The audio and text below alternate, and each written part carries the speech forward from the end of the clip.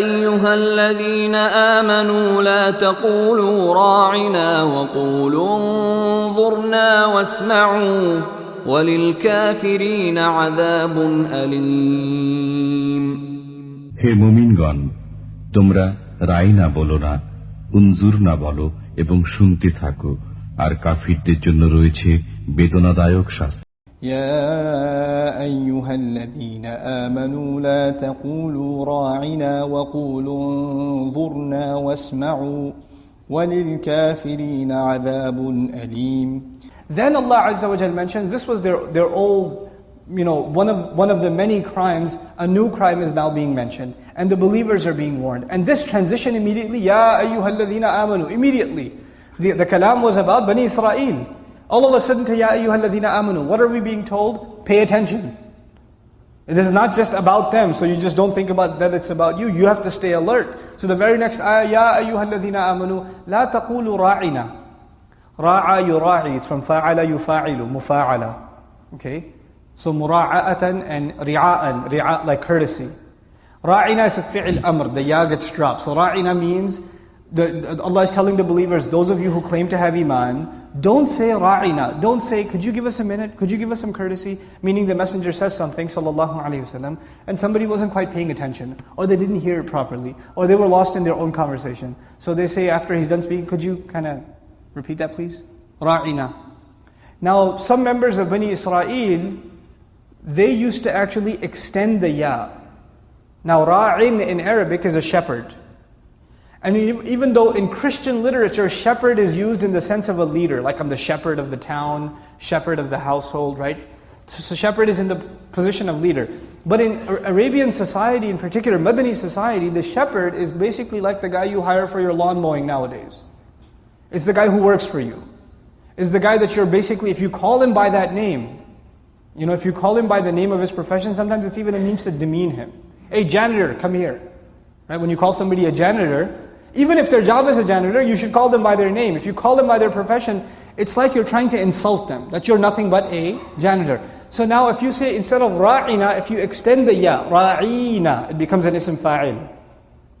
And it means, oh our shepherd, meaning the guy who we hire to herd our sheep. Basically the equivalent today of a janitor. So Bani Israel heard the Sahaba say, ra'ina, please pay attention to us. And they would extend it and say, oh, ra'ina, our shepherd. And then when you asked, would you say? They said, no, ra'ina. We meant, please give us a minute. So that they're playing with words. This is not something new for Bani Israel. Allah Azza wa Jal mentions them playing with words even in Allah's book. So that's not something all that new. And of course there are other incidents like Assalamu alaikum, peace be upon you. Assalamu alaikum is basically a means of cursing someone. If you drop the lam altogether, which is a specific warning to desis. Assalamu alaikum. Assalamu alaikum. Watch out. Assalamu alaikum. Right? So in this case, ra'ina. So Allah commands His Sahaba, la taqulu ra'ina. Just don't say ra'ina. Just don't use that word. Even because it can be taken the wrong way, don't use it. Here we're learning something amazing about the manners of speech. Do you know even nowadays our youth, especially our youth, the senior citizens don't know much about the play of language in our time, at least in English. In Urdu or Arabic they might know, but in English they don't know as much. Are there words you can say in English that can have dual meaning? And have a really bad meaning too? But when you say, what'd you say? Nothing. Or, what the new game that's played is, I don't know, it's getting old now actually.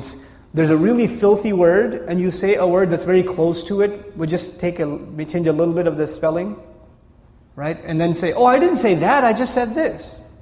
Right? I just had the innocent version. I won't even give you as an example the innocent version. I think all the guys that know what I'm talking about, and the sisters, they can already think of 20 words in their head that they manipulate, right?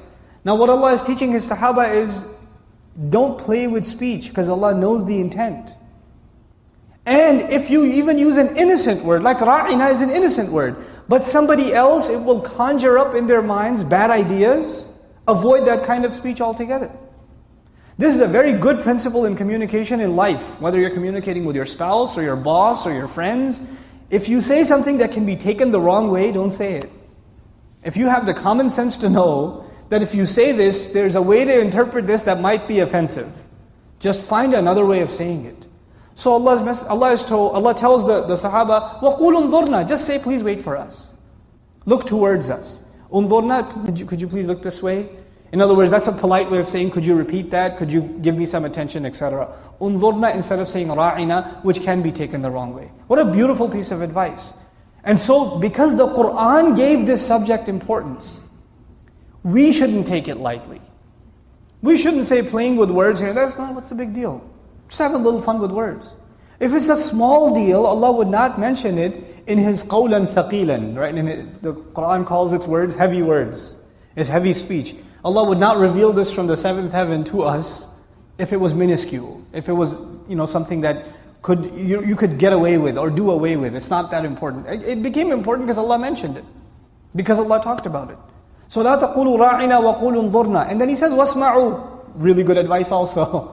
Why would someone say, could you please repeat that? Could you say that again? Turn this way, give me extra time, give me extra time. Why would someone say that to begin with? Because they weren't listening the first time around. So Allah says, the first time around, وَاسْمَعُوا, and listen. Now what's interesting is in Arabic, when you say listen carefully, the word for that is وَاسْتَمِعُوا. Listen carefully. وَاسْمَعُوا, so just listen. It's not listen carefully, it's just listen. You know what that suggests? You weren't paying even a little bit of attention the first time. So this time around, just at least listen. At least listen. وَاسْمَعُوا. And then He ends the ayah, because this is not just doing this with a teacher or a boss or a parent, not even those are important roles. This is being done with the Messenger sallallahu alaihi wasallam. So even the least bit of disregard for the Messenger, what does Allah Azza wa Jalla say coming to the defense of His Messenger? He says, وَلِلْكَافِرِينَ عَذَابٌ أَلِيمٌ. And specifically for kafirin, for disbelievers and the ungrateful, there is incredible, painful punishment.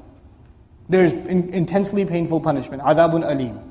What is the crime of the kafir here? Is he attempting to kill the Messenger of Allah sallallahu alaihi wasallam? No. Is he attempting to